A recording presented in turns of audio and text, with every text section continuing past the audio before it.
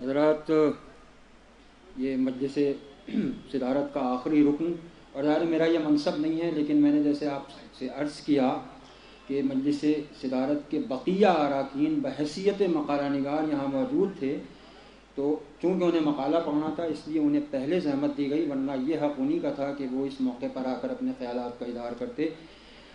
اس پورے اجلاس میں 7 مقالے پیش کیے گئے مختلف عنوانات کے ماتحت، اور بہت ہی اہم اور بامانی مقالے تھے، اور سب میں کسی نہ کسی بہت ہی اہم اور بامانی پہلو کا احاطہ کیا گیا۔ اور ظاہر ہے کہ جب یہ تمام مقالے ایک جگہ پر جمع ہو کر آپ کے سامنے کتابی شکل میں آئیں گے تو آپ دیکھیں گے کہ مولانا کی شخصیت، مولانا کا علم، مولانا کا درک، مولانا کی بصیرت، ان کی ذکاوت کس پائے کی تھی۔ میں چونکہ لکھنؤ کا ہوں اور میں اسی سڑک کا رہنے والا ہوں جس پر مولانا قلب صادق صاحب رہتے ہیں، جس پر مولانا قلب جواد صاحب رہتے ہیں، اور جس پر مولانا علی نقی مجلس خوانی کرتے تھے۔ میں نے وہ منظر بھی دیکھے، میں نے مولانا قلب صادق صاحب کو 1969 کے فساد میں لاٹھیاں کھاتے اور دوسروں کو بچاتے دیکھا ہے۔ میں نے اس سڑک کے اوپر مولانا علی نقی صاحب کے ساتھ، سید العلماء کے ساتھ ناروا سلوک ہوتے ہوئے ان آنکھوں سے دیکھا۔ وہ لکھنؤ 60s کا، آپ اس کا اندازہ نہیں کر سکتے کہ ہم کس آشوب سے گزر رہے تھے، کس ملی آشوب سے گزر رہے تھے اس زمانے۔ وہ زمانہ تھا اور کیا کچھ انگیز کیا اس بڑی علمی شخصیت نے۔ تو میں نے بہت کچھ آنکھوں سے دیکھا ہے، اور وہ تمام منظر میری آنکھوں میں محفوظ ہیں۔ بات ابھی میں آپ کے سامنے 2-3 باتیں عرض کرنا چاہتا ہوں۔ بڑے بڑے علماء یہاں موجود ہیں لیکن ان کے علم میں یہ باتیں نہیں ہیں۔ میں بہت پوری ذمہ داری، اور ہو سکتا ہے کہ بہت سی باتیں ان کے صاحبزادے کے علم میں بھی نہ ہوں۔ مثلا میں آپ کو بتاؤں کہ مسعود حسن رضوی ادیب، ان کی اہلیہ کی مجلس بھی مولانا نے پڑھی، اور خود ان کے 40ویں کی مجلس سید العلماء نے پڑھی۔ میں اس میں موجود تھا، اور موضوع کیا مقرر کیا؟ قلم۔ اور اس مجلس میں مولانا عبد الماجد دریابادی بھی تھے، مفتی رضا انصاری بھی تھے، ہاشم رضا فرنگی محلی بھی تھے، انہوں نے تو نماز بھی پڑھائی تھی مولانا کی۔ بڑی بڑی جید علماء دوسرے مذاہب اور مسالک کی موجود تھیں، اور مجمع ان کے بیان پر اش کر رہا تھا کہ اس سے پہلے ہم نے قلم پر، یعنی شخصیت کی اور شخصیت کے پیشے کی مناسبت سے جو موضوع انہوں نے مقرر کیا، اور کس طرح سے اس موضوع کو شخصیت پر منطبق کیا، تو کمال کی مجلس تھی۔ انہوں نے پورا اشرا پڑھا غالب کے اس مصرے پر، وفاداری بشرط استواری اصل ایمان، اسی سڑک پر۔ اور ایک مجلس کا متن دوسرے مجلس کے متن سے ٹکرایا نہیں۔ There was no repetition, no duplication. یہ ان کا علم تھا۔ اور کل تو آپ نے دیکھا کہ اگر واقعہ کربلا رونما نہ ہوا ہوتا، اور جن لوگوں نے یہاں حسین ڈے، علی گڑھ کا تو بہت ذکر ہوتا ہے، لکھنؤ اصل میں نظر انداز ہو گیا، یہاں انہوں نے گنگا پرساد میموریل ہال میں اور کارپوریشن کے ہال میں جنہوں نے مولانوں کو سنا ہے کہ ان کو موضوع دیے جاتے تھے اور وہ ایکسٹمپور بولتے تھے اس کے اوپر۔ تو یہ ان کی شخصیت تھی۔ اب سنیے کہ اپنے زمانے کی 2 بڑی ادبی شخصیتیں، ایک مولانا نیاز فتح پوری اور دوسری شخصیت کا میں نام نہیں لوں گا، بہت جید عالم جو ادبی میدان میں بھی اور مذہبی میدان میں بھی نمایاں حیثیت کے حامل تھے۔ مولانا نیاز فتح پوری نے رسالہ نگار میں جناب عالی ان کے متع کے بارے میں جو ان کا مضمون تھا اس پر تبصرہ کیا، اور تبصرہ کرتے ہوئے انہوں نے لکھا، یہ بالکل تحریری طور پر موجود ہے، کہ یہ کہا جا سکتا ہے کہ متع رسول کے زمانے تک جائز تھا اور رسول نے اس کی ممانعت نہیں کی تھی۔ یہ ان کے بیان کی روشنی میں۔ دوسرے عالم نے ایک بڑی دلچسپ بات کہی، اس عالم نے، بہت پائے کا عالم، اس عالم نے کہا کہ مجھے پوری شیعہ قوم سے کوئی ڈر نہیں ہے، کوئی خطرہ نہیں ہے، سنی عالم، لیکن مجھے علی نقی کے قلم سے خوف آتا ہے. یہ تھا ان کا. مجھے پوری شیعہ قوم سے کوئی ڈر نہیں ہے، مجھے علی نقی کے قلم سے خوف آتا ہے. بہت بڑی جید عالم تھی. تو یہ جناب علی، یہ ان کا مرتبہ تھا، یہ ان کی شخصیت تھی. ابھی بات ہو رہی تھی، آپ ہی نے کہا آخری ہمارے مقرر تصنیف و تعلیف، یہ سلسلہ رک گیا ہے. اور یہ سلسلہ اس لیے رک گیا ہے، میں ہو سکتا ہے کچھ ایسی باتیں کہوں جو آپ کو ناگوار گزریں، اس لیے کہ لیڈرشپ اور اسکالرشپ میں ہمیشہ کانفلکٹ رہتا ہے. یا آپ لیڈرشپ کو اختیار کیجئے یا اسکالرشپ، دونوں چیزیں ایک ساتھ نہیں چل سکتی. اسکالرشپ ہمارے یہاں سے ختم ہو رہی ہے. جو امام ابو حنیفہ نے کہا تھا کہ الفقہ الاکبر، یعنی گریٹ انڈرسٹینڈنگ آف اسلام، اصول فی الدین، یعنی علم کلام کی بات ہوتی ہے، لیکن جن لوگوں نے مولانا کے رسالے پڑھے ہیں، جن لوگوں نے، ہم جیسے طلباء کے سامنے اس طرح کی تحریریں کیوں نہیں آتی کہ ہم مبتدی ہیں اور ایسی تحریریں ہمارے سامنے آئیں کہ اسلام کے مبادیات ہم سے، ہمارے اوپر پوری طرح واضح اور روشن ہو سکیں. ایسی تحریریں کیوں نہیں آ رہی؟ تو یہ فروع دین کے معاملے میں اور اصول الدین کے معاملے میں یہ تحریریں، علم کلام کتنا مشکل علم ہے، اور ظاہر ہے کہ معتزلہ نے اس کو کتنا پیچیدہ بنا دیا تھا، اشاعرہ نے اتنا پیچیدہ نہیں بنایا، لیکن اس میں کس طرح کے بحثیں ہوئیں قرآن کی صداقت کو ثابت کرنے کے لیے، اور اس کے دفاع میں جو بحثیں ہوئیں وہ سب علم کلام کی بحثیں ہیں.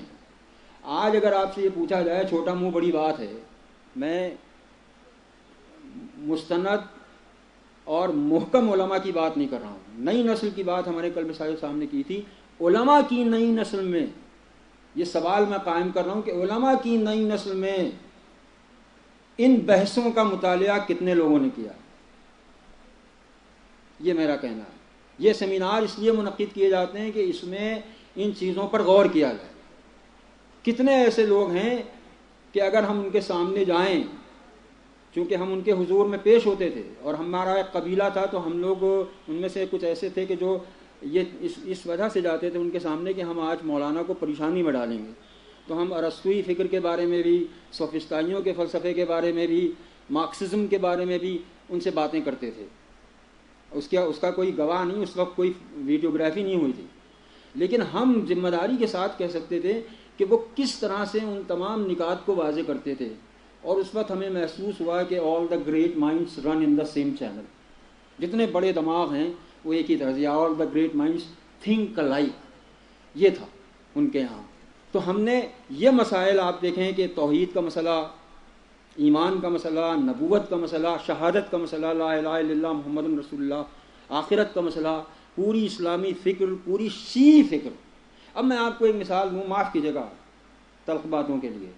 ایک صاحب نے آصف الدولہ کے امام بڑے، بہت بڑے ذاکر اور ایک بہت بڑے عالم کی مجلس کے لیے موضوع کیا منتخب کیا؟ روح، ضمیر اور نفس. بہت مشکل موضوع.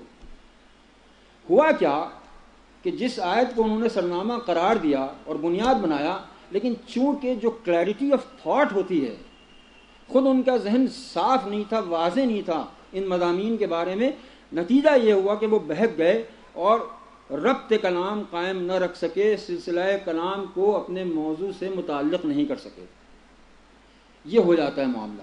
ایک مشکل موضوع کا انہوں نے انتخاب کیا اور وہ اس کے ساتھ، لیکن مولانا کی تقریریں جنہوں نے سنی ہیں، وہ جس آیت کو سرنامہ قرار دیتے تھے، جس موضوع کو منتخب کرتے تھے، آخر کلام تک یہی ہماری ادبی دنیا میں بھی ہے کہ ہم جو سناپسس بنائیں، نتائج کا استخراج، اس کی تصدیق کریں. یہ ہے خطابت. یہ خطابت نہیں ہے کہ آپ آئے اور آپ نے تیر بہدف نسخے استعمال کیے اپنی ذاکری کو چمکانے کے لیے. یہ خطابت نہیں ہے. یہ آپ ممبر کے اوپر اپنے آپ کو مقبول بنانے کے لیے کر سکتے ہیں، اس سے ہمیں کچھ نہیں حاصل ہوتا. ہم کہاں جائیں، کس عالم کے حضور میں ہم جائیں کہ ہماری تربیت ہو. تو یہ مولانا کا علم تھا، اور یہ آپ کے سامنے وہی لوگ بتا سکتے ہیں کہ جنہوں نے مولانا کی مجلسوں کو، آئی واز ریگولر لسنر. یہ تھا. ہم نوٹس تیار کرتے تھے، اس زمانے میں ظاہر ہے کہ ٹیپ ریکارڈر بھی نہیں آیا تھا. تو ایک صاحب تھے جو مستقلاً نوٹس تیار کرتے، تو ان کی کتنی ایسی مجلسیں جو معرکے کی مجلسیں. تو یہ ظاہر ہے کہ اس لیے میں نے اپنا موضوع جو مقرر کیا ہے کل میں آپ کے سامنے میں پیش کروں گا، جو کہ فن خطابت ہے کیا. یہ بھی ابھی تک بہت سے ذہنوں میں یہ صاف نہیں کہ خطابت کا فن ہے کیا، اور میں آپ کے سامنے پورے دعوے کے ساتھ یہ بات کہہ سکتا ہوں کہ جنہوں نے ریٹورکس، ایرسٹوٹل آن ریٹورکس، ارسطو کے فن خطابت کے سلسلے میں جنہوں نے پڑھا ہے ان خیالات کو، کل سابق صاحب کہہ چکے ہیں کہ مولانا کی ایک کمزوری تھی کہ انہیں انگریزی نہیں آتی تھی. لہذا ہم یہ مان کر چلتے ہیں کہ مولانا نے ارسطو کی ٹریٹائز جو ہے آن ریٹورکس وہ نہیں پڑھی ہوگی، لیکن آج اس کا ترجمہ ہو چکا ہے اور آپ اس کے متن کو سامنے رکھیں تو ایسا معلوم ہوتا ہے کہ مولانا نے جو کچھ ارسطو نے کہا ہے اس کو اپنی خطابت کے ذریعے مجسم کر دیا ہے. تو all the great minds run in the same channel, ایک طرح سے سوچتے ہیں. تو یہ جناب علی کہ جو ایک گریٹر انڈرسٹینڈنگ کا معاملہ ہے، خواہ وہ کربلا کا معاملہ ہو، خواہ وہ اسلامی فکریات کا معاملہ ہو، خواہ وہ شیعی عقائد کا معاملہ ہو، یہ جب تک گریٹر انڈرسٹینڈنگ نہیں ہوگی ہمارے سامنے، جب تک کہ اسلام کی تعبیر اور شیعی عقائد کی تفہیم اس طرح سے نہیں ہو سکتی. تو اب کون ہے یہ، کیوں تصنیف و تالیف کا سلسلہ رک گیا؟ اس ویلیڈکٹری سیشن میں اس بات پر آپ کو غور کرنا ہوگا، اور اسی کے ساتھ ایک تجدید بھی کی جانا چاہیے. کل مجھ سے کسی نے کہا ہماری سڑک پر تھا امامیہ مشن، ہم وہاں سے جاتے تھے، چھوٹے چھوٹے رسالے لے کر آتے تھے اور تمام مسائل سمجھ لیتے تھے. ان کتابچوں کی شکل میں مولانا کی جو تحریریں ہیں انہوں نے ہمیں پورا اسلام جو ہے کسی حد تک سمجھا دیا. آج ہم آپ کے سامنے پوری ذمہ داری سے نہیں نہ صحیح لیکن اعتماد کے ساتھ گفتگو کر سکتے ہیں. آج وہ تحریریں کیوں نہیں ہیں؟ یہ ایک سوالیہ نشان ہے، اور اس کے لیے مجھے معاف کیجیے گا یہ سوالیہ نشان قائم کرنے کے لیے. یہ سلسلہ کیوں تھما ہوا ہے؟ یہ سلسلہ کیوں رکا ہوا ہے؟ کہیں ایسا تو نہیں، معاف کیجیے گا کہ یہ ذاکری اور یہ خطابت اس راہ میں حائل ہے؟ کہیں ایسا تو نہیں؟ تو ہمیں محاسبے کی ضرورت ہے. صورت شمشیر ہے دست قضا میں وہ قوم، کرتی ہے جو ہر زمان اپنے عمل کا حساب. تو صاحبوں ایک بار کتابوں کی طرف جائیں، ایک بار قلم کو حرکت میں لائیں. ایک ذخیر وقی اثاثہ آپ کے درمیان موجود ہے، اس اثاثے کی تفہیم اور تعبیر کی ضرورت ہے. اور وہ اثاثہ جو مولانا علی نقی سے پہلے موجود تھا، اس اثاثے میں اضافہ کیا خود مولانا علی نقی کے اثاثے نے. اب ان کی بھی تحریروں کی تعبیرات ہمارے سامنے آنا چاہیے. سعود عالم قاسمی صاحب کا مقالہ آپ اتنی توجہ سے اسی لیے تو سن رہے تھے کہ انہوں نے جو نکات نمایاں کیے وہ اپنے موضوع سے میں محسوس کر رہا تھا ایک لمحہ اور ایک قدم ہٹے نہیں. تو انہوں نے مرکوز رکھی پوری توجہ مولانا کے عالمانہ فتوحات کے اوپر. تو یہ جناب علی غور و فکر کا وقت ہے کہ ہم غور کریں، محاسبہ کریں، اور ایک بار پھر کتاب کی طرف جائیں، قلم کی طرف جائیں. زبان بہت اہم رول ادا کرتی ہے، لسان کا بہت اہم کردار ہے، لیکن اس سے زیادہ اہم کردار ہے کتاب کا اور قلم کا. کتاب ہم نے طاق پر رکھ دی ہے اور قلم ہم نے تکیے پر رکھ دیا ہے. اسے پھر سے اٹھانا ہوگا. بہت بہت شکریہ.